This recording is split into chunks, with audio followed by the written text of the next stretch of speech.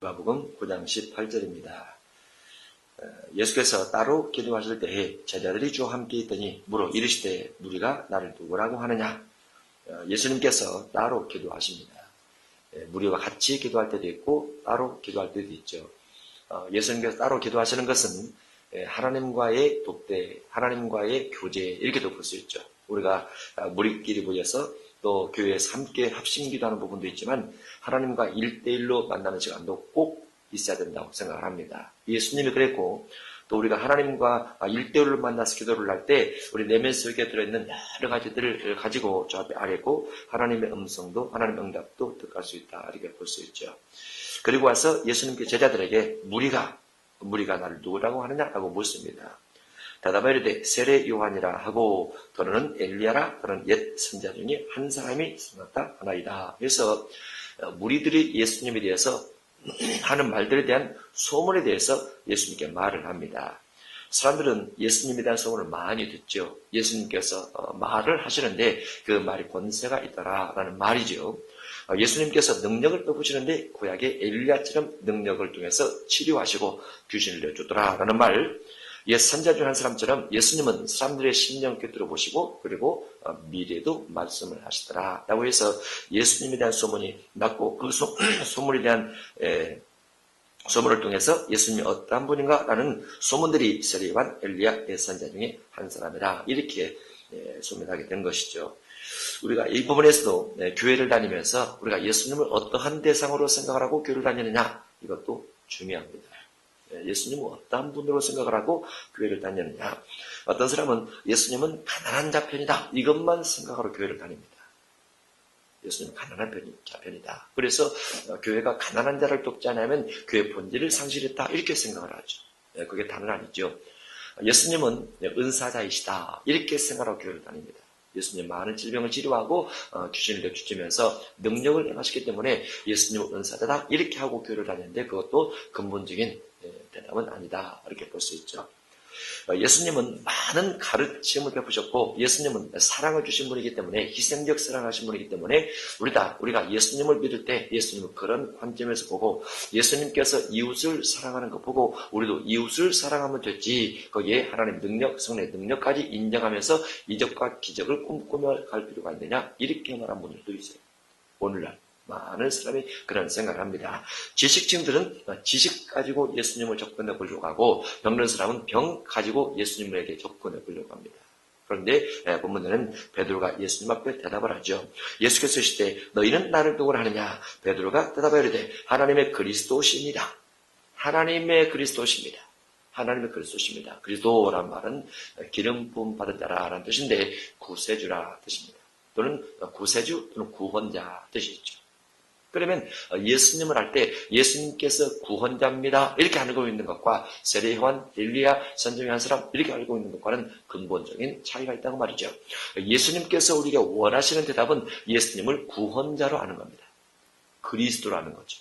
그리스도로 구원되는 세 가지 종류가 있다고 그랬죠. 하나는 죄에서 구원, 원죄에서 구원입니다. 또 한 가지는 환경에서 구원, 또 하나는 영혼 구원. 세 가지가 있어요. 이 세 가지가. 예수님에 대해서 이 세 가지의 전인적인 구원, 전인적인 그리스도로 우리가 인정을 하게 되면 예수님 믿는 사람은 반드시 구원이 되어야 되죠. 환경에서도 구원이 되어야 되죠. 원죄에서도 구원이 되어야 되죠. 그리고 자문죄에서도 구원이 되어야 되죠. 이 세 가지 구원이 다 이루어질 때 우리가 그리스도를 온전히 고백했다 이렇게 볼 수 있죠. 물론 신앙 고백은 원죄가 사함받은 순간 바로 할 수 있습니다. 예수님이 누구인가 아는 순간 말할 수 있어요. 십자가를 통해서 내 죄가 사함받아지고 십자가 예수님이 내 죄를 대속 제물로 죽임당하셔서 내 죄가 깨끗하게 된 것에 대해서 고백 바로 할 수 있습니다. 그러나 그 고백이 이어져서 우리의 삶 가운데서 온전한 구원으로 드러나지 못한다고 하면 그리스도가 아직 내 안에서 전인적 그리스도로 있지 못하다 이렇게 볼 수 있죠. 왜냐하면 원죄적 구원은 은혜이기 때문에 그렇습니다. 은혜이고 환경구원과 영혼구원은 우리의 믿음이 필요하고 우리가 주님 앞에 본성과 끊임없이 싸워서 본성과 대적해서 싸워서 승리케 하는 이기는 자 되는 부분이 필요하죠. 그래서 은혜적인 구원인 원죄적 구원에만 머물러 있다가 하면 우리가 온전한 구원이 안 된다 이렇게 볼 수 있죠. 환경구원과 영혼구원까지 같이 가야 되기 때문에, 그래서 하나님의 그리스도로 인정한다 할 때는 이 전인적 구원이 이루어질 때 온전한 고백이다 이렇게 볼 수 있는 거죠. 21절 경고하사 이 말을 아무에게도 이르지 말라 명하시고 이르시되 인자가 많은 고난을 받고 장로들과 대제사장들과 서기관들에게 버림받아 죽임을 당하고 제3일에 살아나야 하리라 하시고, 예수님께서 고백하는 베드로에게 마태복음 보면 바요나시거나 복이 있도다 이를 내게 알게 하는 혈육이 아니요 하늘에 계신데 아버지시니라 이렇게 말씀을 주셨는데, 이어서 예수님께서 고난과 죽음과 부활에 대해서 설명을 하십니다. 신앙 고백한 바로 베드로에게 고난과 죽음과 부활에 대해서 설명을 하십니다. 곧 미래에 주어질 예수님에 대한 예언입니다. 예언. 23절 또 무리에게 이르시되 아무든지 나를 따라오려거든 자기를 부인하고 날마다 제 십자가를 지고 나를 따를 것이니라 하면서 예수님 자신에 대한 고난, 죽음, 부활을 설명하면서 예수님의 제자들에게도 나를 따라오려거든 자기를 부인하고 십자가 지고 따르라 라고 요구를 하십니다. 어떻게 보면은 신앙 고백한 제자들에게 이제 고백이 됐으니 천국이 멀지 않아도다. 내가 오늘 얼마 있으면 나와 함께 낙원에 있으리라. 이렇게 축복된 말을 십자가 강도가 제정 얼마나 좋겠습니까? 그래서 주님은 그렇게 말씀하지 않고 나를 따라오려면 자기를 부인하고 십자가 지고 따라와야 된다라고 험악한 말을 하십니다. 자기를 부인해야 됩니다. 주님을 따라가는 사람은 자기 부인이 첫째입니다. 이게 제자가 가는 첫 번째 길입니다. 마태복음 4장에서 예수님이 예수님의 제자를 부르셨는데 그 제자들이 모든 걸 버리고 따르니라. 배와 부친과 그물을 버려두고 따르니라. 자기를 부인하는 거죠. 자기의 삶과 자기 인생, 자기 미래까지 부인하고 주님을 따라가는 겁니다. 거기서 보면 창세기 12장으로 가서 아브라함 같은 경우는 하나님의 부름 받았을 때 본토 친척 아버지 집을 떠나 하나님께서 지시할 땅으로 갔습니다. 하나님께서 지시할 땅으로 갔음에도 불구하고 하나님이 지시한 땅에서 흉년을 만나서 애국으로 들어가게 되죠. 그리고 거기서 아브라함이 하나님께서 지시할 땅에 와서 보니 흉년 만났습니다. 내가 응답 잘못 받은 겁니까? 이렇게 반문할 수도 있어요. 그렇게 하지 않습니다. 그게 그 본인이 아브라함이 짊어져야 될 십자가예요. 아브라함이 자신의 인생을 내려놓고 하나님의 뜻에 철저하게 순종하면서 가야 될 길입니다. 그래서 애굽에 들어가죠. 내려갔다가 사라도 이를 빼앗길 뻔하다가 다시 응답받아서 되찾게 되고 되찾으면서 많은 재물을 이끌고 가나안 땅에 들어와 정착하게 되면서 조카 롯이 이제 소돔과 고모라에 따라가게 되죠. 그런 어떤 자기 부인의 길들이 있다 그 말이죠. 자기 부인의 길. 예수님을 따라갈 때는 자기 부인의 길이 있습니다. 자기 십자가도 있습니다. 십자가도. 이와 같은 것들이 우리가 주님을 따라갈 때 꼭 주님께서 요구하신 길임을 명심해야 됩니다. 주님을 따라가는데 주님께서 풍부, 건강, 넉넉함, 인기 얻음 이런 걸 가지고 주님을 따라오라 말씀하지 않는다는 것. 오히려 그 반대적인 것을 가지고 주님께서 우리를 향해서 따라오라 라고 말씀하고 있다는 거. 그렇죠.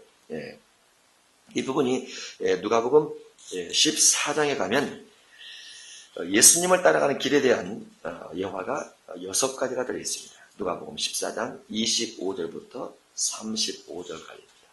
주님의 제자가 되기 위해서 무엇을 할 것인가 라는 거죠. 볼까요? 25절 수많은 무리가 함께 갈새 예수께서 돌이키사 하시되 무릇 내게 오는 자가 자기 부모와 처자와 형제와 자매와 더욱이 자기 목숨까지 미워하지 않으면 능히 내 제자가 되지 못하고, 주님을 따라가는 사람은 자기 가족을 미워해야 된다. 말이 안 되죠. 왜냐하면 우리가 가족을 사랑하죠. 특히 부모를 사랑하죠. 자식을 사랑하죠. 처자 다 사랑하죠. 그런데 주님께서 말씀하실 때는 모든 걸 미워하고 자기 목숨까지도 미워해야 주님의 제자가 될 수 있다라고 되어 있습니다. 이게 주님의 원칙 중에 첫 번째입니다. 주님의 제자가 되는 길의 첫 번째. 주님만 보라는 거죠.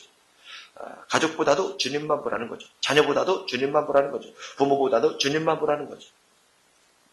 27절 두 번째입니다. 누구든지 자기 십자가를 지고 나를 따르지 않는 자도 능히 내 제자가 되지 못하리라. 자기 십자가. 자기 십자가죠. 자기 십자가, 바울이 짊어진 자기 십자가 있습니다. 베드로가 짊어진 자기 십자가 있습니다. 우리가 짊어져야 될 자기 십자가가 있습니다. 바울 같은 경우는 모든 걸 버리고 따라갑니다. 바울이 빌립보서 3장 5절 이하에 보면 내가 바리새인 중에 바리새인이요 율법의 의로 흠가 없는 자다 라고 하면서 자기 자신에 대한 엄청난 어떤 배경, 학문적 지식 이와 같은 말을 하면서 그리스도를 위해서 뱃을 물어드리더라. 뱃을 물어드리더라. 예, 그 많이 공부한 것을 아무것도 아닌 것처럼 버렸더라. 이거 쉬울까요? 어려워요. 어려워요. 아주 어렵죠. 그런데 주님을 따라가기 위해서 다 버립니다. 왜냐하면 하나님께서 모세를 통해서 주신 모세율법, 모세오경 같은 경우는 사도 바울이 그것에 목을 탈 정도로, 목을 맬 정도로 전심으로 섬겨가고 전심으로 가르치면서 나왔지만은 예수님 만난 순간 그 모든 것이 아무것도 아니라는 것을 알게 되죠. 모세율법 가지고 구원이 안 된다는 걸 알게 됩니다. 은혜로 구원받는다. 예수 그리스도를 영접하고 믿음으로 구원받는다. 어떠한 짐승의 피보다도 예수님의 피 한 방울을 통해서 은혜로 죄사함 받는 것이 훨씬 크다는 것을 알게 되죠. 그러면 수십 년 동안 공부를 해왔던 것을 한순간 내려놓는 것은 쉽지 않은 것 같아요. 그렇지만 내려놓습니다. 무엇이 더 중요한 가치를 알게 되기 때문에 그렇죠. 주님의 십자가 주어진 대속 제물의 은혜 이와 같은 것들을 훨씬 더 크게 받아들이니까 모든 걸 내려놓고 주님을 따라가야 되는 거죠. 자기 십자가를 지고 나를 따르지 않는데도 내게 능히 내 제자가 되지 못하리라. 너희 중에 누가 망대를 세우고 에서 세 번째 예화가 들어있습니다. 너희 중에 누가 망대를 세우고자 할진대, 망대란 제자가 되고자 할진대 그 말 같습니다. 비유로 되어 있는 거죠. 제자가 되고자 할진대 자기의 가진 것이 중공하기까지 족할런지 먼지 앉아 그 비용을 계산하지 않겠느냐. 주님을 따라가려면 자기가 가진 것이 주님을 따라가기 합당한지 합당하지 아니한지 계산해보라고 말이죠. 가진 것은 무엇입니까? 자기가 가진 것이란 26절에 있는 부모와 처자와 형제와 자매와 자기 목숨에 대한 것이 자기가 가진 겁니다. 그것을 비용으로 비유로 말했을 뿐이죠. 계산하지 아니하겠느냐. 그렇게 아니하여 기초만 쌓고 주님의 길을 간다고 말만 해놓고 능히 이루지 못하면 보는 자가 다 비웃으리되 이 사람이 공사를 시작하고 이 사람이 주의 길을 간다고 하고 능히 이루지 못하였다 하고 비웃음을 당하더라. 주님의 길을 간다는 것은 다 버리는 거예요. 다 버리는 건 쉽습니까? 어렵습니까? 쉽죠. 할렐루야. 예, 버리고 가면 돼요. 뭐 버리면 되죠. 예. 네 번째 예화가 되어 있습니다. 또 어떤 임금이 다른 임금과 싸우러 갈 때에 먼저 앉아 1만 명으로서 저 2만 명을 거느리고 온 자를 주님의 제자가 되려는 사람입니다. 문맥상으로는 주님의 제자가 되려는 사람이 다른 임금과 싸우러 갈 때 다른 임금은 누굽니까? 복음을 전파하면서 만난 사단의 군대들을 말합니다. 주님의 길이기 때문에 복음을 전하면서 만날 사단의 군대들, 다른 임금과 싸우러 갈 때 먼저 앉아 1만 명으로서 저 2만 명을 거느리고 오는 자를 대적할 수 있을까? 저 사단 원수 마귀를 이기려면 내게 있는 1만 명 가지고 이길 수 있을까? 여기서 1만 명은 무엇입니까? 1만 명은 26절에는 부모, 처자, 형제, 자매, 자기 목숨입니다. 이거 가지고는 이것을 내가 가지고 있는 상태는 저 2만 명을 절대로 이길 수 없다고 말이죠. 사단의 역사를 이길 수 없다고 말이죠. 헤아리지 아니하겠느냐. 만일 못할 때면 그가 아직 멀리 있을 때 사신을 보내어 화친을 정할지니라.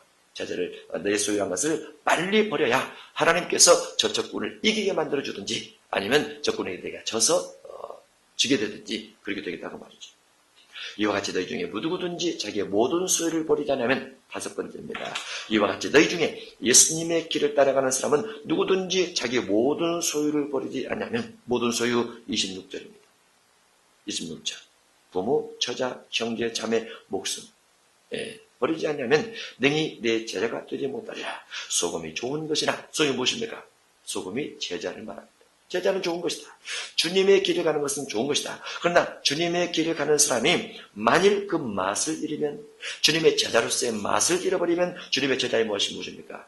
주님의 제자의 맛은 마태복음 4장에서 예수님이 베드로 부를 때 사람 낚는 어부가 되리라. 이 사람 낚는 어부가 맛입니다.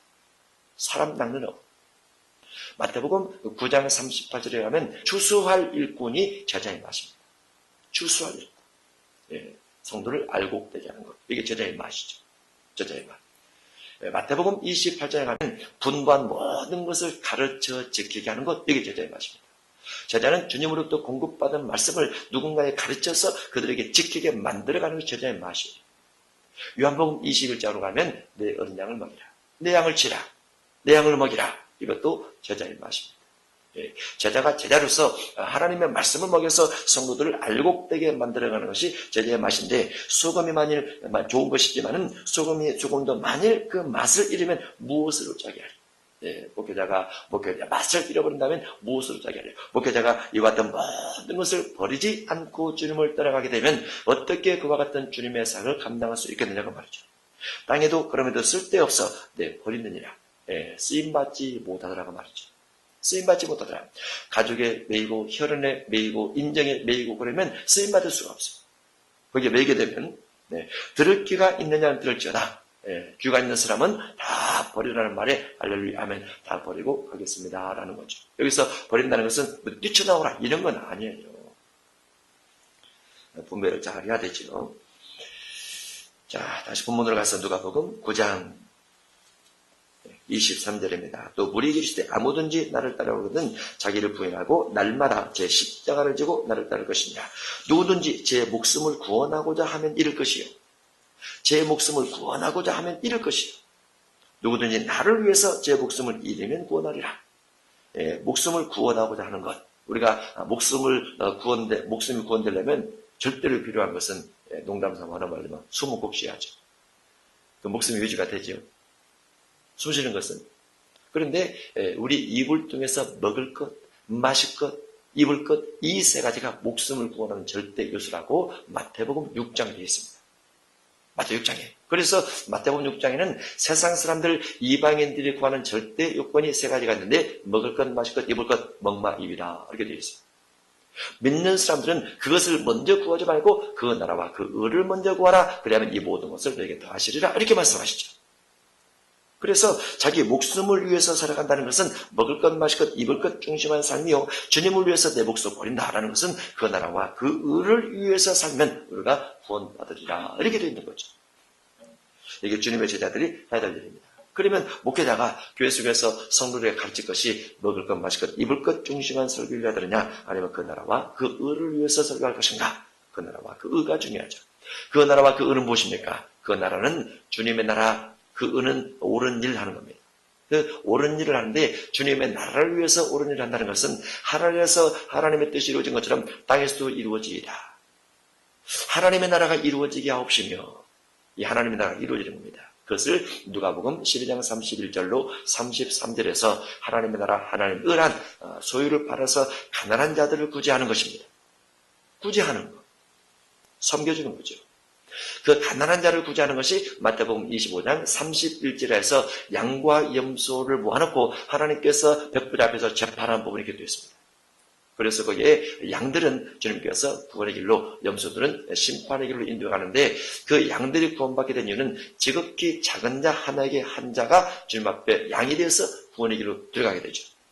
거기서 말한 양이란 지극히 작은 자 하나에게 한 자인데 먹을 것이 없는 자에게 먹을 걸 주고 배고픈 자에게 먹을 걸 주고 옷이 없는 자에게 옷을 주고 옥에 갇힌 자를 돌아보고 병든 자를 돌아보는 지극히 단순하고 지극히 쉬울 수밖에 없는 구제사역입니다. 구제사역, 선교사역 이런 것들을 말하게 되죠.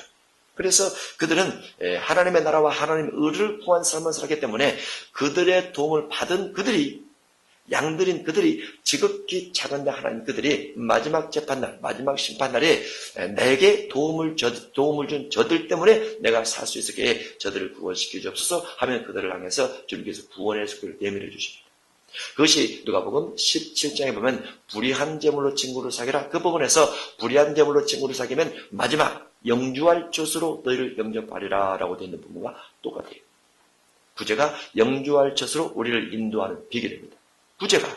구제와 선교 이런 부분들이 영성으로 이끌어가는 비결이라고 되어 있어요. 그래서 본문에도 누구든지 제 목숨을 구원하고자 하면 잃을 것이요 누구든지 나를 위해서 목숨을 잃으면 구원하리라. 그래서 무엇을 목적으로 인생을 살아갈 것인가? 그 나라와 그 의를 위해 살면 목숨을 찾으리라 라고 되어 있습니다. 25절 사람이 만일 온 천하를 얻고도 자기를 잃든지 빼앗기든지 하면 무엇이 유익하리요?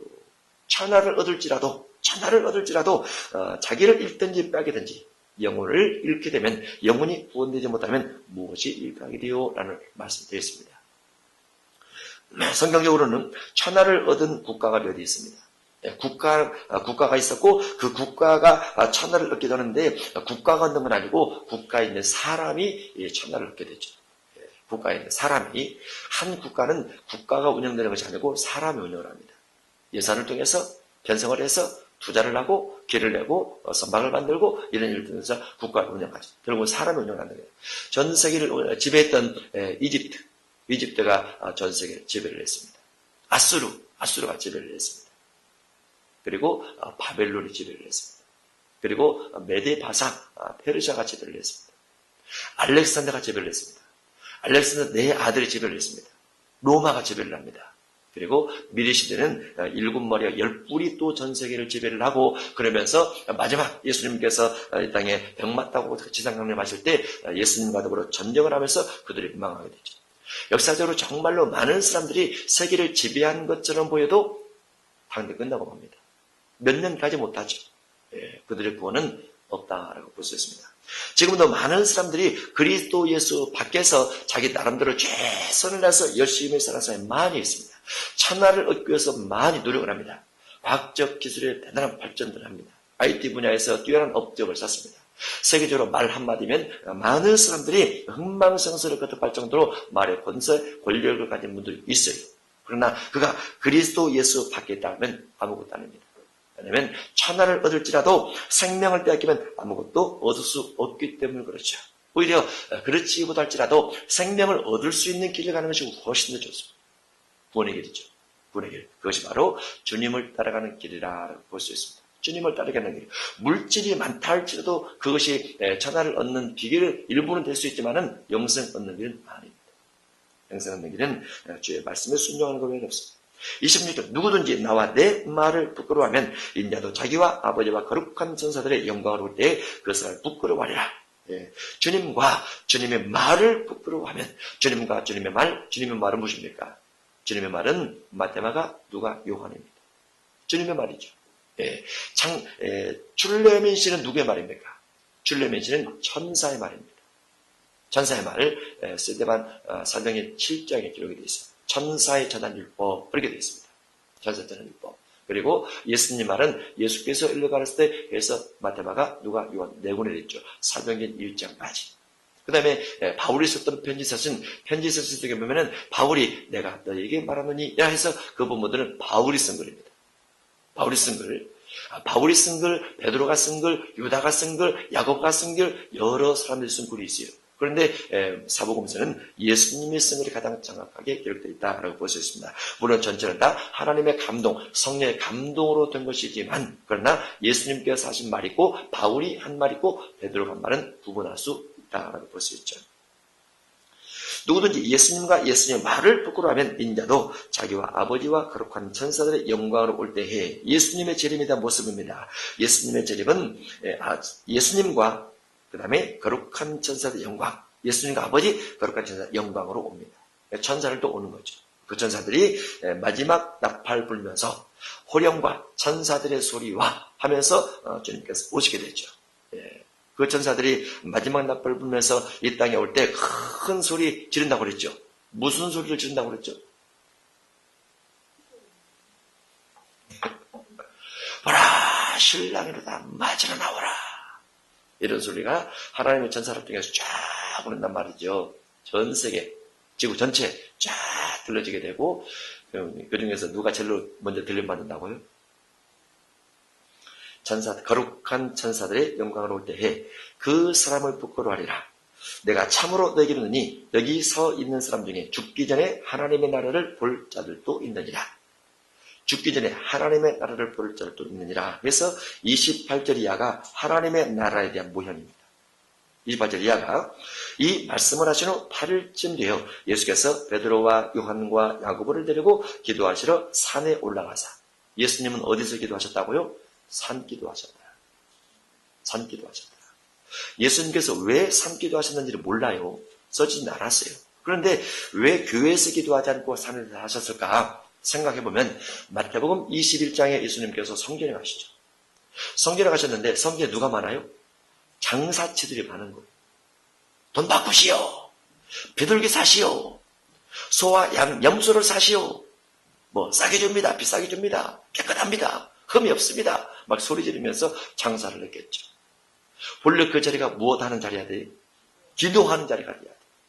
그런데 하나님의 성전에서 기도할 수 없을 만큼 시끄러운 소리, 장사 지내는 소리, 그 다음에 강도의 소리 이와 같은 것들이 많으니까 예수님께서 성전에서 기도할 수 없으니까 가시는 거예요. 또 예수님은 세리요한과 달리 제사장 반열도 아니었습니다. 예수님은 어디 지파입니까? 예수님은 유다 지파죠. 세례요한은 어디 지파입니까? 거기는 레위 지파예요. 제사장 반열이죠. 제사장 반열. 그래서 세례요한이 광야에서 어쩔 때 제 동무들을 불러 이르되 라는 부분이 나와요. 제 동무들을 불러. 제 동무가 바리새인과 사두개는 부른 겁니다. 제사장 반열 속에 있는 그들을 불러들이는 거죠. 불러들이는 건데 그들이 듣지 않았다 이렇게 되어 있는데 예수님 같은 경우는 제사장 반열이 아니기 때문에 유다 지파이기 때문에 성전 뜰에서 기도를 하고 싶어도 기도할 수 없더라고 말이죠. 그래서 산으로 갈 수밖에 없었던 것이죠. 그러나 예수님은 산에서 하나님과 깊은 신앙적 교제, 하나님의 응답 이와 같은 것들을 위해서 산으로 가십니다. 이 말씀을 하신 후 8일쯤 되어 예수께서 베드로와 요한과 야고보를 데리고 기도하시러 산에 올라가사 기도하실 때에 용모가 변화되고, 이게 지금 무슨 모습이라고요? 27절에는 하나님의 나라에 대한 상징의 의미를 가지고 있습니다. 용모가 변화되고.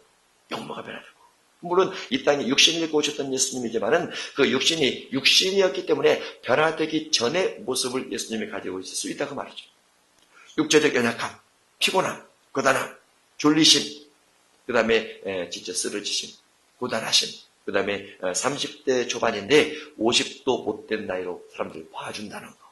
이런 것들 가운데 계셨는데 예수님께서 하나님의 임재 가운데 용모가 변화가 됩니다. 그러면 이 부분이 주님의 나라의 어떤 상징 의미를 가지고 있기 때문에 우리가 주님 나라 가면 어떻게 된다고요? 용모가 변화되더라고 말이죠. 주님 나라 가면 용모가 변화되더라. 그래서 엠마오 두 제자가 예수님 못 알아봤어요. 부활된 예수님 못 알아봤어요. 예수님이 용모가 변화되고 그렇기 때문에 전체가 다 변화가 되죠. 용모가 변화되고. 그러면 우리가 용모가 변화되면 사람을 알아볼 수 있어요? 없어요? 엠마오 저자로 보면은 못 알아봐요. 용모가 변화되고 그 옷이 휘어져 광채가 나더라. 옷이 휘어져. 주님의 나라는 흰 옷이죠. 제가 전국 갔다 오신 분들에게 물어봤어요. 주님의 나라는 흰 옷만 있습니까? 그랬더니 그거 아니래요. 흰 옷도 있고 약간 베이지색 들어간 것도 있고 황금 옷도 있고 그런데 황금색 옷도 있고 그렇다고 하더라고요. 황금색. 그런데 뭐 붉은색이라든가 검정색이라든가 이런 건 없대요. 청은색이나 이런 건 없대요. 회색 이런 것도 없고 황금색하고 흰색하고 약간 베이지 이것만 있다고 그러더라고요.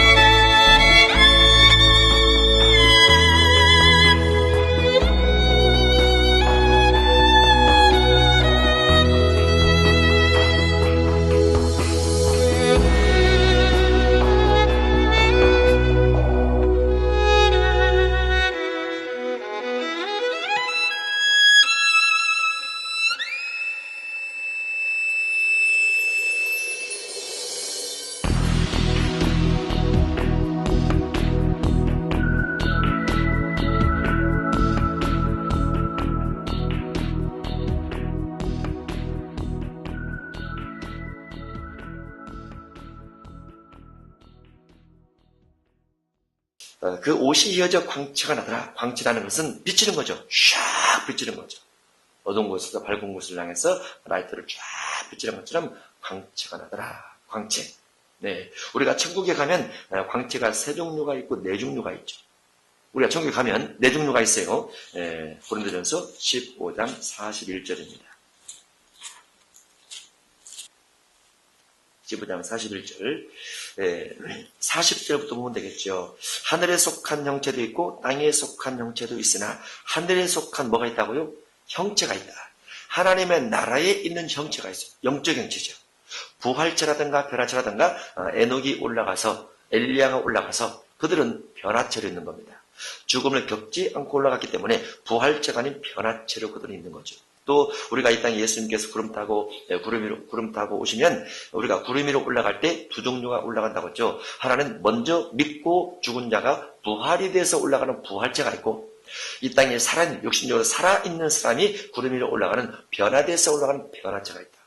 마치 에녹과 엘리야처럼 두 종류가 있습니다. 그래서 하늘은 하늘에 속한 형체가 있습니다. 그 형체는 예수님의 부활체의 모습과 같기 때문에 예수님의 부활체의 모습은 3차원에 보이는 물체를 다 통과를 하고 다닙니다. 통과를 하고 문이 있어 막히고 건물이 있어 막히고 그러지 않습니다. 예수님의 12제자가 문을 다 걸어잠그고 기도하고 있는데 갑자기 가운데 딱 나타났어요. 그게 부활체의 우리의 모습과 같습니다. 하늘에 속한 형체도 있고 땅에 속한 형체도 있으나 하늘에 속한 것에 영광이 따로 있고 하늘에 속한 것이 형체가 있지만은 영광이 다 다르다고 말이죠. 우리가 주님 나라 간다고 해서 얼굴 모습이 다 똑같거나 그러지 광채가 똑같거나 그러지 않습니다. 빛이 다 달라요. 다른데 하늘에 속한 것에 영광이 따로 있고 땅에 속한 것에 영광이 따로 있으니 해 영광이 다르고 하늘에 있는 것 중에서 해 영광과 같은 자가 있더라고 말이죠. 해는 바라볼 수 있습니까? 없습니까?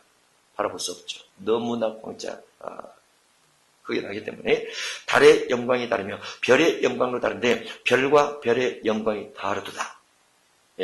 해와 달과 별, 해, 달은 하나씩만 있죠. 근데 별은 많죠. 그래서 별과 별의 영광이 달라요.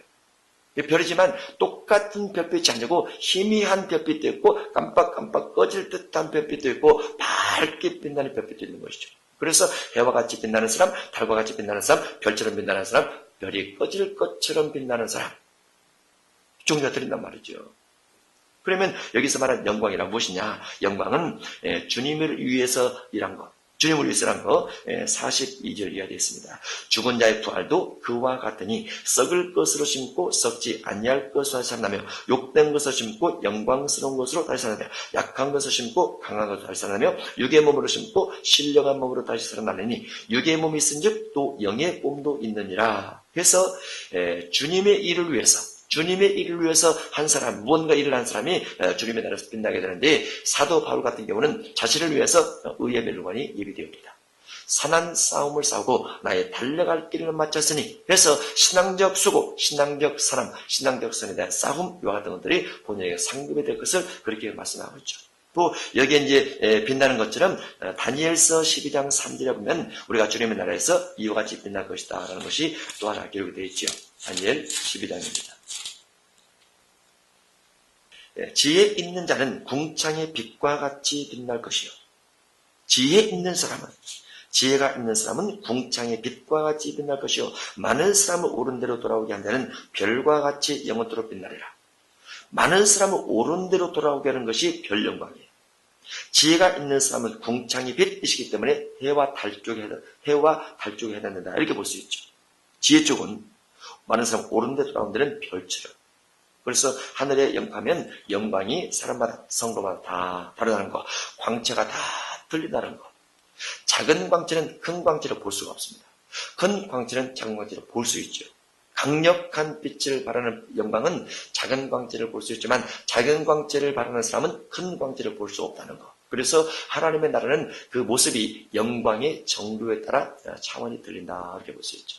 영광의 정도에 따라서. 근데 그 가운데 좌우반열에 들어간 사람이 가장 광채가 크겠죠. 좌우반열에 들어간 사람은 아버지의 뜻대로 인도받은 사람입니다. 아버지의 뜻대로 인정받은 사람. 아버지께서 준비하신 자, 아버지께서 주는 자인데 마태복음 20장에 되어 있죠. 좌우 반전을 마태복음 20장을 보겠습니다. 좌우 반전에 들어가는 가장 큰 사람. 마태복음 20장. 좌우 반전에 대한 부분은 마태복음 20장 20절부터 28절에 기록이 되어 있는데 그 중에 첫 번째가 무엇이냐면은 22절에 되어 있습니다. 22절. 내가 마시려는 잔을 마실 수 있느냐? 예수님이 마시려는 잔을 마시는 자. 첫 번째, 예수님이 마시려는 잔을 마시는 자. 그러니까 예수님께서 마시는 잔은 고난과 죽음입니다. 고난과 죽음. 물론 예수님께서 많은 고난을 받으시고 예수님께서 십자가 들려 죽음을 당하셨지만은 예수님처럼 죽임당한 사람이 많이 있어요. 예수님만 그런 거 아니에요. 중세시대 같은 경우는 가족을 벗겨 죽인다든가 이런 일도 기독교인들 얼마나 많이 있었고 또 말에다가 사지의 오지를 다 묶어서 말을 찢찢이 달리게 해서 사지가 다 찢어지게 이렇게 고통으로 죽인 자도 많이 있단 말이죠. 다만 예수님의 죽으심과 일반 범인들의 죽임이 틀린 것은 예수님은 죄가 전혀 없는 상태에서 죽임을 당했다는 거, 그 다음에 우리들은 원죄를 가지고 있고 자문죄를 지으면서 그런 죽임을 당했다는 이런 차이가 있는 것이죠. 첫 번째가 예수님이 마시는 잔을 마실 수 있는 것 첫 번째입니다. 두 번째가 23절에는 아버지께서 누구를 위하여 예비하셨든지 그들이 얻을 것이니라. 아버지께서 예비한 자가 없습니다. 아버지께서 예비한 자. 그 다음에 세 번째가 26절에 있죠. 내 중에는 그렇지 않아야 하나니 너희 중에 누구든지 크고자 한 자는 너희를 섬기는 자가 되고 섬기는 자가 없습니다. 누가복음 9장 31절 영광 중에 나타나서 장차 예수께서 예루살렘에서 별세하실 것을 말하세. 예수님의 별세, 예수님 죽으심이시죠. 예수님의 죽으심인데 모세와 엘리야가 같이 말을 했더라. 모세는 예수님께 뭐라고 말했을까요? 모세는 죽음에 대해서 이야기했죠. 죽음에 대해서 이야기했을 것이다. 왜냐하면 모세는 실제로 죽었으니까. 다만 가나안 땅을 들어가지 못하고 모압 지경에 죽긴 했지만은 그래도 모세는 별세에 대해서 이야기할 때는 모세는 분명히 죽었죠. 엘리야는 안 죽었죠. 엘리야는 죽음을 경험하지 않고 하늘로 승천했어요. 승천해서 주님 나라 가게 됐는데 모세로 보면은 죽었습니다. 엘리야로 보면은 승천했습니다. 그럼 예수님은 이 두 가지가 다 해당이 되죠. 예수님은 죽을 것입니다. 엘리야를 통해서. 그러나 예수님은 부활될 것입니다. 그리고 승천하실 것입니다. 별세하실 것을 말하세. 베드로와 및 함께 있는 자들이 깊이 졸다가 온전히 깨어나 예수의 영광과 및 함께 선 두 사람을 보더니 예수님도 피곤하셨겠죠. 제자들도 여전히 피곤하죠. 피곤한 이유는 예수님의 복음사에게 동행했기 때문에 그래요. 동행했기 때문에 그 가운데서 별세하실 것을 듣고 모세 엘리야가 말하는 걸 함께 보고 듣게 되죠. 33절 두 사람이 떠날 때에 베드로가 예수께 여짜오되 주여 우리가 여기 있는 것을 주사오니 우리가 조막 셋을 짓되 하나는 주를 위하여 하나는 모세를 위하여 하나는 엘리야를 위하여 하사이다. 그래서 조막 셋을 짓고 세 분의 조막을 지어놓고 여기 있읍시다. 이렇게 이제 말을 하는 거죠. 베드로가 생각하라는 모세, 베드로가 생각하는 엘리야 대단하죠. 모세는 모세 율법을 주신 분이고 그 모세 율법을 통해서 이스라엘 민족이 1500년 동안 지속돼 왔죠. 엘리야 같은 경우는 하늘에서 불을 내려서 우상을 숭배하고 믿는 사람을 잡아 죽이는 그 시대에 믿음의 선지자로서 하늘에 불을 내리면서 비를 오게 하고 비를 멈추게 했던 어떤 그와 같은 선지자입니다. 능력의 상징이기도 하죠.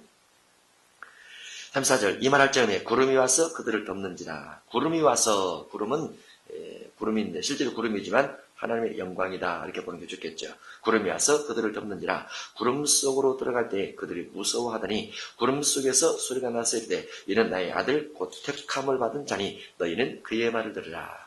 나의 아들의 말을 들으라. 이게 이제 이 변화산에서 가장 중요한 것이라고 그랬죠. 모세의 말을 들으라. 엘리야의 능력의 말을 들으라. 예수님의 말을 들으라. 어느 것이 가장 중요한가? 예수님이 하신 말이 중요하다. 여기에서 우리가 예수님이 하신 말을 들으라 라는 이 말이 아주 중요한 것은 줄레미신 아니면 창세기부터 말라기까지 있는 어떠한 말씀보다도 예수님이 하신 말씀을 들으라. 이 부분이 훨씬 더 중요하다. 이런 의미가 됐죠. 우리가 이제 구약을 보면 구약에도 중요한 것이 많이 있습니다. 흔히 시편을 많이 읽어라. 또는 잠언 전도서를 많이 읽어라. 고난당하는 사람은 욥을 많이 읽어라.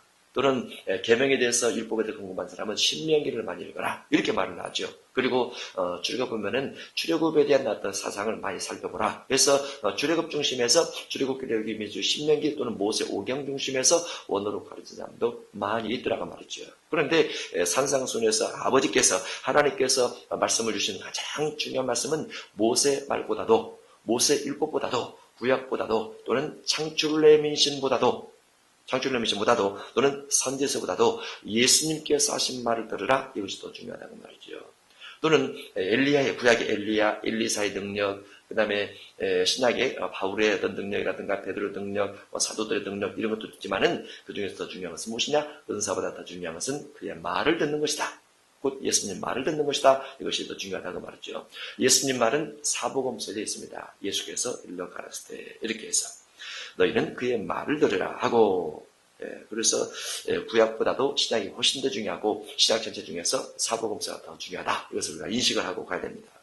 36절입니다. 소리가 그침에 오직 예수만 보이더라. 모세가 엘리야는 돌아가게 된 거지요. 소리가 그침에 오직 예수만 보이더라. 제자들이 잠잠하여 그 본 것을 무엇이든지 그때는 아무에게도 이르지 아니하니라. 그래서 나중에 베드로서 가면 이 내용이 또 기록이 되어 있습니다. 베드로서에 그래서 아버지께서 예수님을 하나님의 아들로 인정했던 것에 대해서 반복 기록을 하면서 이때는 말하지 말라. 예수님께서 말한 부분도 있어서 말을 하지 않지만 나중에 기록이 된 거죠. 37절입니다.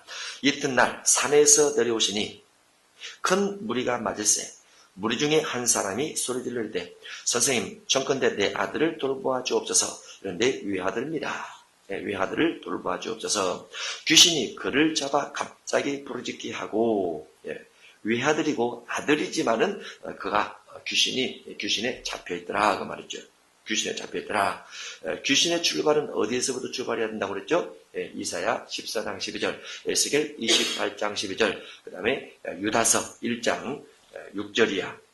유다서 1장 6절이하에 귀신의 출발점이 되어 있습니다. 귀신이 지위가 있고 처수가 있고 그 다음에 그룹 천사였고 그가 하나님과 같이 데려다가 하나님의 영광과 비교해 버리다가 하나님께서 그를 더럽게 여겨 화강석 사이에서 쫓아내서 흑암에 가두셨더라. 그리고 더러운 일들을 주로 하더라. 이렇게 되어 있죠. 귀신이 아이를 잡아 갑자기 부르짖게 하고 귀신이 갑자기 부르짖게 할 수 있습니다. 경련을 일으켜 병렬이 무엇입니까? 경련이 떠는 거죠. 떠는 건데 부분적으로 떨기도 합니다. 전체적으로 떨기도 하고 발만 떨기도 하고 고개만 떨기도 하고 또는 손만 떨기도 하고 또는 무릎만 떨기도 하고 그래요. 전체적으로 다 떠는 경우도 있지만 부분적으로 떱니다. 손이든 발이든 머리만 막 이렇게 하기도 하고 막 돌리기도 하고 그런 일도 합니다. 부분적으로 경련을 일으키기도 하더라. 거품을 흘리게 하며 거품도 많이 흘리는 경우도 있고 조금 흘리는 경우도 있습니다. 거품, 제가 과거에도 축사를 하면 이렇게 누워서 거품이 입에서 막 옆으로 흘러나오는 그런 사람도 있었어요. 거품을 흘리게 하며 몹시 상하게 하고야 겨우 떠나가나이다. 몹시 상하게 하더라 라는 것은 거품, 경련을 일으키면서 어디 부딪히는 거죠. 부딪히다든가 아니면 일을 막 심하게 간다든가 그러면은 일이 막 이빨이 상합니다. 그리고 이제 벽에 부딪힌다든가 이렇게 부딪힐 때 몸이 상하게 되죠. 그 다음에 겨우 떠나가나이다 그 말은 그 발작되는 시간이 길더라고 말이죠.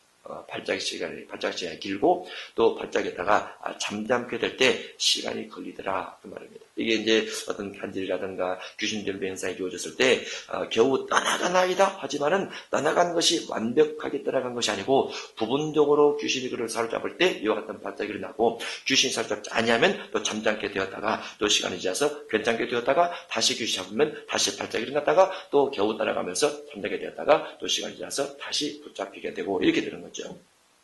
그래서 마가복음 5장에 보면은 군대 귀신들 같은 경우도 정신이 온전하여 이제 정신세계 속에서 귀신이 붙잡고 있는데 귀신이 항상 붙잡고 있더라 이렇게 안 돼 있어요.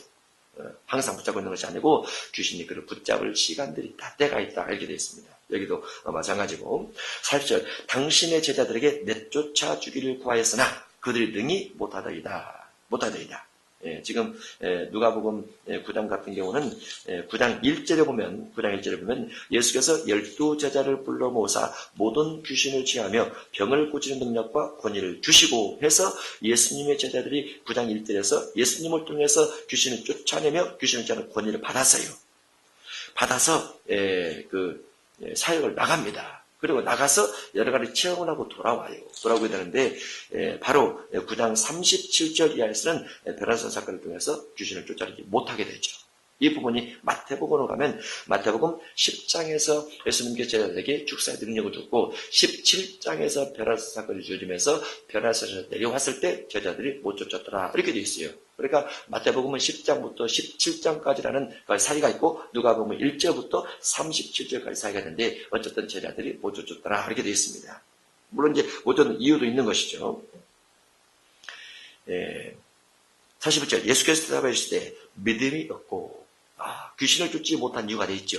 무엇이라고요? 믿음이 없더라. 믿음이 없다. 두 번째, 패역한 세대요. 패역한 세대가 무엇입니까?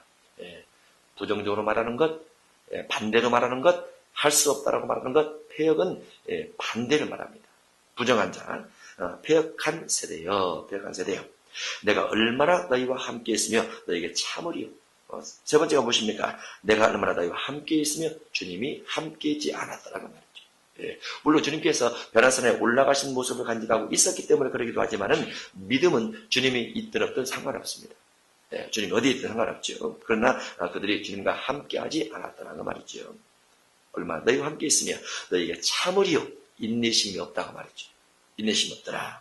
내 아들을 이리로 데리고 오라 하시니 올 때 귀신이 그를 거꾸러뜨리고 분명히 39절에서 겨우 떠나가다이다 이렇게 되어 있는데 42절에 보니까 예수님께 귀신이 올 때 귀신 들린 사람이 예수님께 올 때 그를 거꾸러뜨리고 심한 경련을 일으키게 하는지라 하고 되어 있습니다. 그러면 예수님을 보면서 귀신이 발작을 일으킨다는 것은 예수님의 능력과 권위 앞에 그가 스스로 노출될 수밖에 없다는 말이죠. 일부러 귀신을 쫓으려고 하지 않고 귀신이 발작될 때 쫓으면 쉽습니다. 발작될 때 능력을 통해서 그가 드러나기 때문에 예수께서 더러운 귀신을 꾸짖으시고 아이를 낫게 하사 그 아버지에게 도로 주시니 사람들이 다 하나님의 위험에 놀라니라. 그럼 위험이란 무엇입니까? 위험이란 42절에 있는 꾸짖는 것에 대한 위험입니다. 말에 대한 위험이죠. 말에 대한 위험, 꾸짖는 위험, 단호한 거죠. 꾸짖는 위험. 이 꾸짖는 위험을 가지고 41절과 같이 연결시켜 생각하면 예수님은 믿음이 있었더라고 말이죠. 예수님은 아버지 앞에 패역한 적이 없었더라고 말이죠. 예수님은 늘 아버지와 함께 있고 성령의 힘을 통해서 일을 했더라고 말이죠. 예수님은 그 능력을 통해서 단번에 치유할 수 있다 이렇게 볼 수 있습니다. 여기서 믿음이 있다, 믿음이 없고 믿음이 있으면 된다라는 거죠. 믿음이 있으면 이것이 마가복음 16장 16절 이하에 믿는 자들에게 이런 표적이 따르니 쭉 기록이 되어 있죠. 14절 이하입니까? 쭉 믿는 자들에게 이런 표적이 따르니 곧 저희가 내 이름으로 귀신을 쫓아내며 그래서 믿는 자에게 주어진 표적에 대한 기록이 되어 있습니다. 또 누가복음 17장 5절에도 너희가 믿음이 있다면 뽕나무로 뿌리째 뽑혀 바다에 심겨라 하면 심겨질 것이다. 심겨진 다음에 우리는 마땅히 하여야 할 일을 했을 뿐입니다 라고 겸손하게 될 때 믿음이 되어진다 라고 되어 있어요. 또 히브리서 11장 1절 이하에 믿음은 바라는 것들을 실상이요 보이지 않는 것들을 증거니 선진들이 이루어서 증거를 얻었느니라. 바랄 수 없는 일을 바라고 믿었으니 그래서 믿음이 결국은 귀신을 내쫓더라 이렇게 되어 있죠. 귀신을 내쫓는다 할지라도 나는 무익한 종이라 라고 고백할 수 있는 겸손함이 있어야 돼요. 늘 왜냐하면 그것이 마태복음 7장 21절에서 주의 주 한 자마다 다 천국에 들어갈 것이 아니요 하면서 우리가 주의 이름으로 귀신 쫓아냈음에도 불구하고 주님께서 모른다 하리라 라는 부분에 걸릴 수 있단 말이죠. 겸손치 않냐면 그래서 은사도 중요하지만 은사보다 더 중요한 것은 겸손이라는 거. 겸손, 아버지의 뜻대로 했을 뿐이라는 것. 영광은 아버지께서 받아야 되고 우리가 받아야 될 것은 아니라는 것. 이런 것들은 또 상당히 중요하다 이렇게 볼 수 있습니다. 귀신은 믿음으로 쫓는다는 것. 믿음으로.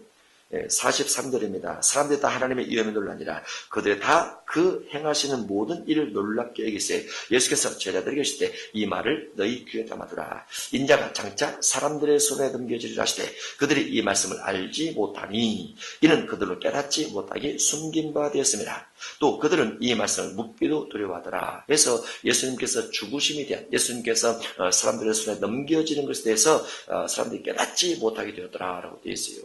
우리가 어떤 말씀도 깨닫지 못하는 부분이 있습니다. 그동안 내가 살아왔던 삶의 방식이나 가지고 있던 은사라든가 말씀의 정도라든가 말씀의 지식이라든가 신학적 지식에 의해서 똑같은 성경을 수없이 봄에도 불구하고 눈에 들어오는 부분이 있고 안 들어오는 부분이 있어요. 들어오는 부분이 있고 안 들어오는 부분이. 저는 아까 누가복음 16장에 있는 그 나사로 부분을 누가복음 16장 그 앞부분에 있는 불의한 재물로 친구를 사귀라 이 부분과 연결을 처음으로 해봤어요. 그 전에는 불의한 나사로 그것만 가지고 해석을 했었어요. 아브라함 품에 들어갔다? 품에 들어갔으니까 역으로 생각을 하면 전적으로 모든 걸 헌신한 사람이다. 이렇게. 그런데 그 부분을 그 앞부분에서 어제 처음으로 봤단 말이죠. 이게 문맥으로 그렇게 많이 봤음에도 불구하고 눈에 들어올 때가 있고 안 들어올 때가 있어요.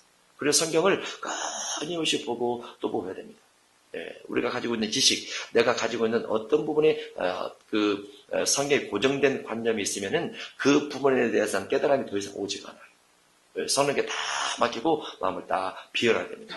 그리고 성령의 인도함 받아서 성경을 자꾸 보려할 때 성경도 잘 보이게 되죠. 성경에 대한 어떤 하나님의 말씀에 대한 어떤 우리가 연구를 해나갈 때 고정관념이 있으면 그 고정관념 안에 있는 것 말고는 성경에 깨달음이 오지 않는다는 거. 예수님께서 분명히 하나님의 아들이고 하나님의 아들로서 거짓말하지 않고 죽으심 고난과 죽으심과 부활에 대해서 그렇게 반복적으로 말함에도 불구하고 저자들이 몰라요. 그런데 누구만 알았어요? 예수님의 고난과 죽으심에 대해서 누구만 믿어줬느냐? 향유 붓는 여인만 알아줬어요. 하나만. 12 제자들 못 알아줬고 향유 붓는 여인 하나만 예수님에 대해서 그 말을 믿고 고난을 준비를 하고 준비를 했어요. 그래서 예수님께서 그 여인을 향해서 제자들을 향해서 그 여인을 가지고 말을 하죠. 어디서든지 복음이 전파되는 곳에 이 여인이 한 일도 같이 증거를 하라. 예수님께서 하신 말씀 내가 죽으리라. 예수님이 죽은 자를 살리시고 많은 사람 모아서 음식을 먹이시고 이적과 기적을 행하셨는데 죽는다는 말을 농담으로 받아들이지 않고 그대로 준비를 해서 향유를 부어서 주님을 섬겼더라고 말이죠. 믿음이 대단한 거죠. 깨달음이 대단한 거죠. 깨달음이 마리아와 마르다 같은 경우도 마르다는 음식을 준비를 하고 마리아는 말씀을 듣죠. 그 마리아가 또 나중에 향유를 부었습니다. 마리아가 향유를 부어요. 그 믿음도 대단한 거죠. 마르다는 깨달음이 음식으로만 하고 마리아는 말씀으로 온 거죠. 틀리는 거죠. 그래서 우리가 성경에 대한 연구를 끊임없이 많이 해야 돼요. 그것도 성령을 의지해서 기도 가운데서 성령의 전적으로 맡기고 그게 좋죠. 46절 제자 중에서 누가 크냐 하는 변론이 일어나니 예수께서 그 마음에 변론하는 것을 아시고 어린아이 하나를 데려다가 자기 곁에 세우시고 그들에게 이르시되 누구든지 내 이름으로 이런 어린아이를 영접하면 곧 나를 영접함이요. 예수님을 영접하는 방법이 성경에 세 가지를 한번 기억해 보겠습니다. 예수님을 영접하는 방법, 여기 보면 어린아이를 영접하는 것이 예수님을 영접하는 것이다. 이렇게 되어 있어요. 어린아이 영접이. 그 다음에 마태복음 10장 41절에 보면 제자를 영접하면 곧 나를 영접하는 것이다 라고 되어 있습니다. 제자를 영접하는 것, 너희를 영접하는 것은 곧 나를 영접하는 것이요 나를 영접하는 것은 곧 내 아버지를 영접하는 것이다. 그렇게 되어 있죠. 그 다음에 마태복음 25장 31절 이하에 지극히 작은 자 하나에게 한 것이 곧 내게 한 것이라. 그래서 지극히 작은 자에게 하면 곧 주님에게 하는 것이라. 주님을 영접하는 것과 똑같습니다. 그럴 때 세 가지. 그들에게 이르시되 누구든지 내 이름으로 이런 어린 아이 하나를 영접하면 곧 나를 영접하며 또 누구든지 나를 영접하면 곧 나를 보내신 이를 영접하니라. 너희 모든 사람 중에 가장 작은 그가 큰 자니라. 기독교 신앙은 세상과 반대입니다. 세상은 커야 돼요. 명예를 얻어야 됩니다. 인기를 얻어야 됩니다. 종욕을 부려야 됩니다. 그러나 교회는 반대입니다. 가장 작을 때 크다라고 되어 있습니다. 요한이 여쭤오되 주여 어떤 사람이 주의 이름으로 귀신을 내쫓는 것을 우리가 보고 우리와 함께 따르지 않냐므로 그 말나이다. 여기에 축사 부분에 대해서 우리가 신중히 다뤄야 될 한 부분이 있어요. 이것이 마태복음 10장에 됐는데 마태복음 12장에 되어 있죠. 바리새인의 아들들이 귀신을 쫓는 것을 가지고 예수님께서 너희 아들들도 성령 입었었기 때문에 내가 귀신 쫓을 때 귀신의 왕 바알세불을 입어서 쫓는다고 말하지 말라라는 부분이 되어 있어요. 근데 여기도 똑같이 되어 있습니다. 요한이 여짜오되 주여 어떤 사람이 주님의 이름으로 귀신을 내쫓는 것을 우리가 보고 우리와 함께 따르지 아니하므로 금했습니다. 예수님과 같이 따라다니지도 않으면서 왜 귀신 쫓습니까? 그것도 예수님 이름으로. 예수께서 이르시되 금하지 말라. 너희를 반대하지 않는 자는 너희를 위하는 자니라. 귀신 쫓는 것은 성령만이 가능합니다. 귀신이 귀신 쫓을 수 없어요. 그래서 우리가 지금 우리나라 가운데서도 귀신 쫓는데 귀신을 분명히 쫓긴 쫓는데 이단이라고 말하는 사람도 있어요. 물론 어떤 부분에서 이단일 수 있어요. 교리적으로 이단일 수 있어요. 그러나 귀신 쫓는 것만큼은 인정해 줘야 된다라는 거죠. 예수님의 이름으로 할 때 귀신 쫓는 것만큼은. 51절입니다. 예수께서 성천하실 기약이 자감해 예루살렘을 향하여 올라가기로 굳게 결심하시고 성천하실 기약이 자감해. 이제 누가복음에 있는 누가의 어떤 관점에서는 예수님께서 성천하신 것이 누가복음 24장에 성천하시죠. 저 뒤에 주어질 사건이지만은 예수님께서 공생의 기간 가운데 이 내용을 하나 넣습니다. 예수께서 성천하실 기약이 자감해 예루살렘을 향하여 올라가기로 굳게 결심하시고, 여기서 예루살렘에 올라간다는 것은 6월절 양을 통해서 죽임을 당하시고 3일 만에 부활하시고 그 다음에 40일 동안 계시다가 승천하시는 부분까지 같이 염두에 둔 거죠. 굳게 결심하시고 사자들을 앞서 보내시며 그들이 가서 예수를 위하여 준비하려고 사마리아인의 한 마을에 들어가더니 예수께서 예루살렘을 향하여 가시기 때문에 그들이 받아들이지 아니하는지라. 통과하기 때문에. 우리가 요한복음 4장을 알고 있죠. 요한복음 4장에는 예수님께서 한 우물가에서 물을 마시려고 하다가 여인이 다가와서 있을 때 예수님께서 여인에게 물을 요구를 합니다. 생수를 주리라 하면서 물을 요구를 하죠. 근데 그 여인이 유대에 있는 사마리아 사람과 상종 찾는데 왜 물 달라 하십니까? 하면서 거기 대화가 되면서 예배로 들어가고 예배 들어가면서 말이 전도하게 되고 전도를 하면서 그 사마리아 사람들이 다 주님의 말을 믿고 듣고 믿었더라. 이렇게 되어 있어요. 거기는 사마리아가 복음화되는 과정이란 말이죠. 사마리아 복음화, 더군다나 요한복음 4장이기 때문에. 근데 그 예수님께서 동일하게 그 지역을 통과하려고 할 때 거부를 했어요. 그들이 54절 제자 야고보와 요한이 이를 보고 이르되 주여 우리가 불을 명하여 하늘로부터 내려 저들을 멸하라 하기를 원하시나이까? 하면서 야고보와 요한이 분노가 끌어올랐습니다. 분노가 끌어올랐습니다. 왜냐하면 예수님에 대한 어떤 자긍심, 예수님의 제자라는 어떤 교만한 감정, 또 예수님이 그동안 했던 일에 대한 어떤 그 은사에 대한 어떤 능력들, 이런 것들이 마음에 확신으로 오고 있는 상태에서 감히 예수님을 거절하는, 감히 예수님을 거부한다는 관점에서 그들의 분노가 일어났던 거죠. 그들이 실제로 불을 내서 저들을 멸할 수 있는가? 그러지 못하죠. 그런 적도 없고. 그런데 구약에는 실제로 불을 내서 멸한 사람이 있죠. 엘리야가 그랬어요. 엘리야가 50부장과 50인을 하늘에 불 떨어뜨려서 죽였어요. 불로 태웠어요. 2번이나. 세 번째 50부장이 오니까 50부장이 요구를 하죠. 살려달라. 그래서 엘리야가 한번 기도해서 왕에게 나아가서 왕을 만난 부분이 되어 있습니다. 실제로 불을 내려서 명한 적이 있었다고 말이죠. 분노의 표현 같지만은 좀 지나치죠. 야고보. 왜냐하면 예수님의 어떤 신앙적 관점 먼저는 사랑이잖아요. 사랑인데 예수님을 거부한다, 받아들이지 않는다 했을 때 그들의 불을 명하여 멸할까요? 이렇게 말하고 있으니까. 55절 예수께서 돌아보시며 꾸짖으시고 함께 다른 마을로 가십니다. 그래서 예수님께서 다른 마을로 가십니다. 우리가 예수님의 복음적 관점은 누가복음에서 보면 전체적인 부분 속에서 어떤 물질적인 부분이 많이 나오는데 오늘 읽었던 본문 속에는 예수님의 변화산 사건, 죽음과 고난과 죽음, 그 다음에 부활을 말씀하시고 변화산을 통해서 내려오셔서 이제 귀신 들린 아이를 낫게 하면서 예수님의 복음의 어떤 행진 같은 것들을 계속하는 부분으로 그렇게 되어 있습니다.